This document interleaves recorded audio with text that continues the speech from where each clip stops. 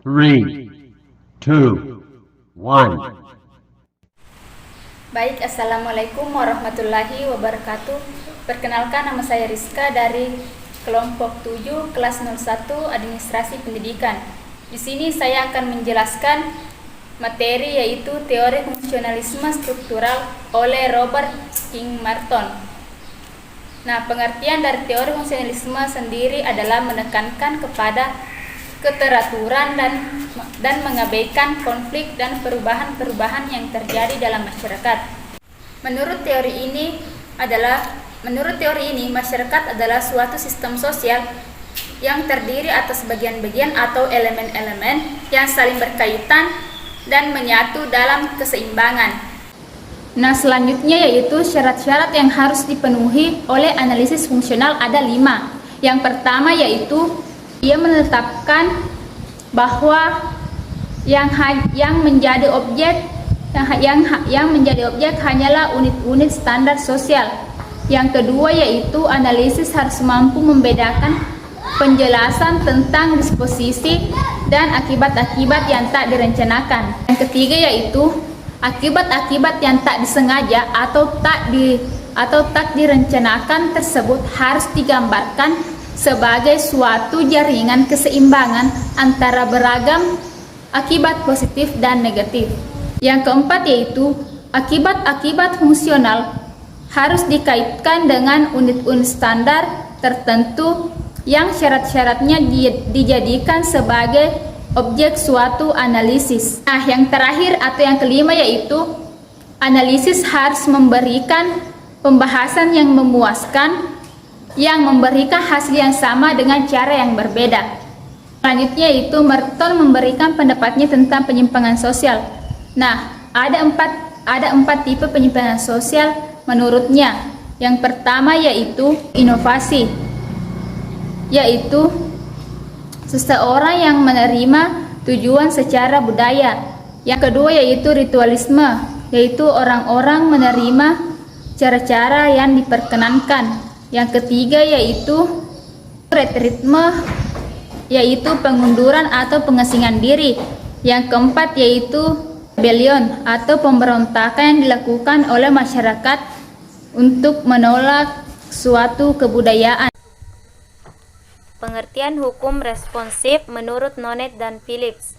Hukum responsif adalah teori hukum yang menawarkan sesuatu yang lebih daripada sekedar keadilan prosedur, tetapi mampu berfungsi sebagai fasilitator dari respon terhadap kebutuhan dan aspirasi sosial. Nonet dan Selznick lewat hukum responsif menempatkan hukum sebagai sarana respon terhadap ketentuan-ketentuan sosial dan aspirasi publik. Sesuai dengan sifatnya yang terbuka, maka tipe hukum ini mengedepankan akomodasi untuk menerima perubahan-perubahan sosial demi mencapai keadilan dan emansipasi publik.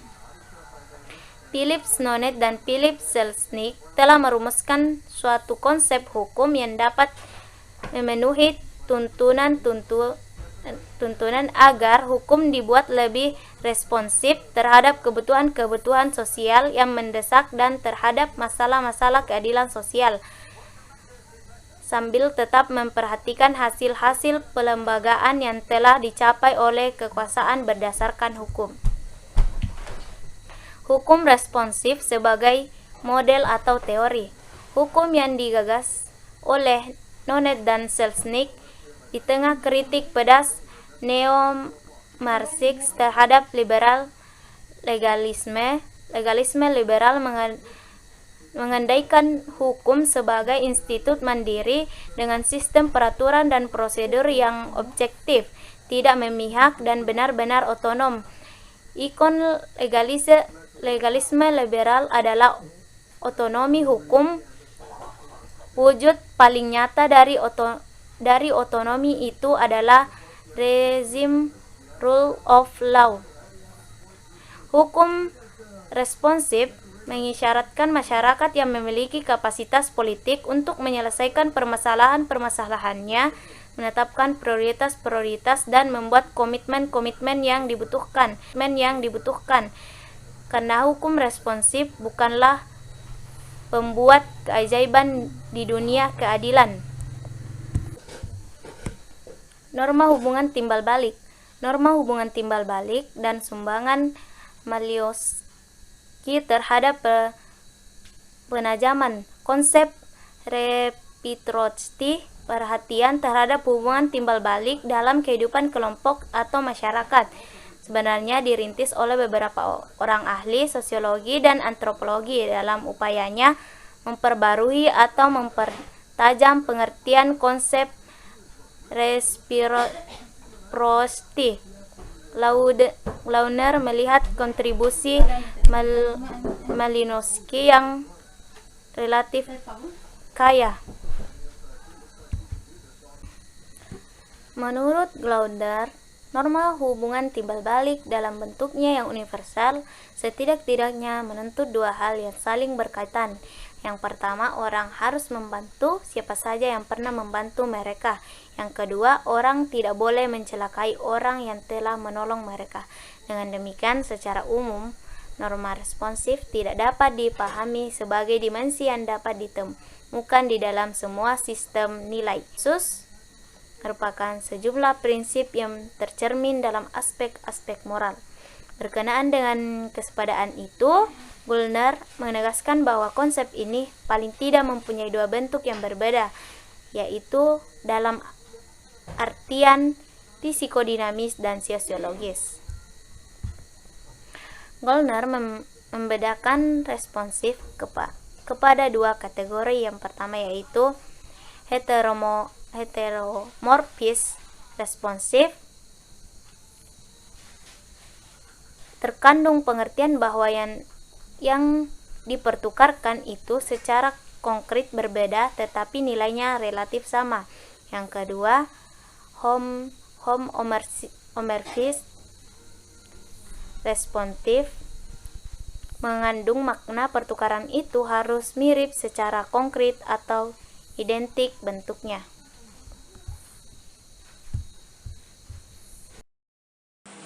Baiklah, langsung saja teori pertukaran sosial.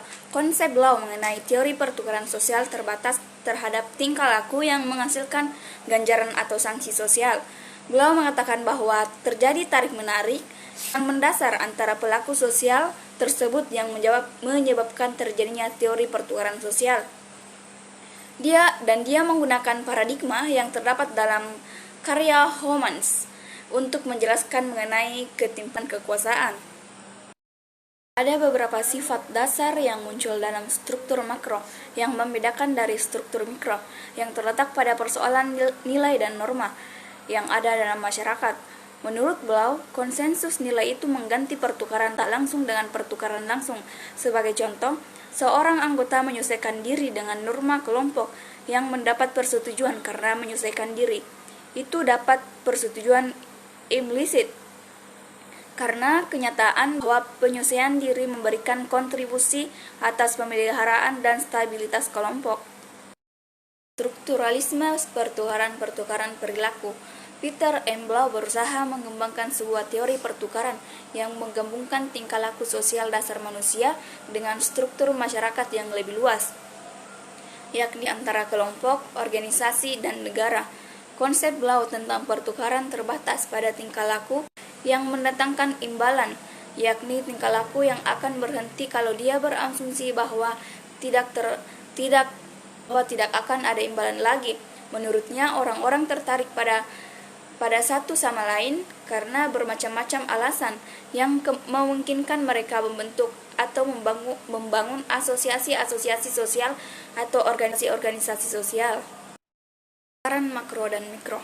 Munculnya pertukaran makro dari pertukaran sosial dasar perseptik teori pertukaran Peter Blau secara eksplisit memperlihatkan saling ketergantungan antara pertukaran sosial pada tingkat mikro dan munculnya struktur sosial yang lebih besar.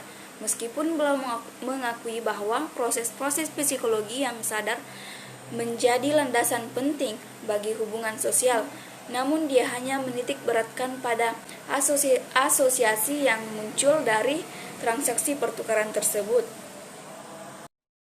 Adapun hadiah yang dipertukarkan dapat berupa sesuatu yang bersifat intrinsik seperti cinta, kasih sayang, dan rasa hormat, atau sesuatu yang bernilai ekstrinsik seperti uang dan tenaga kerja fisik. Orang yang terlibat dalam ikatan kelompok tak selalu dapat saling memberikan hadiah secara setara. Bila terjadi ketimpangan dalam pertukaran hadiah, maka akan timbul perbedaan kekuasaan dalam kelompok. Mungkin itu saja yang dapat saya sampaikan. Wassalamualaikum warahmatullahi wabarakatuh.